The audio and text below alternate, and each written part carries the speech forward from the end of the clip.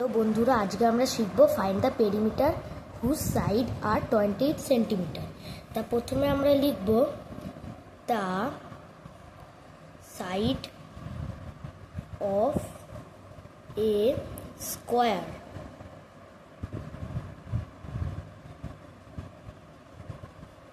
is equal to 28 centimetre. তারপরে আমরা লিখব পেরিমিটার।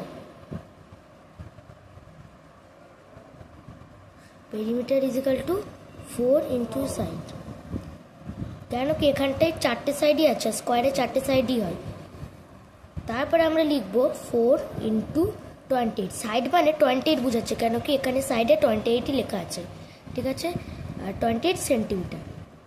তাহলে এবার আমরা 4 ইন্টু 28 করে দেবো। 8 4 যা 32, ক্যারি ওভার 3, 4 2 যা 8, 8 আর 3 11। তাহলে অ্যান্সার হবে 112 সেন্টিমিটার।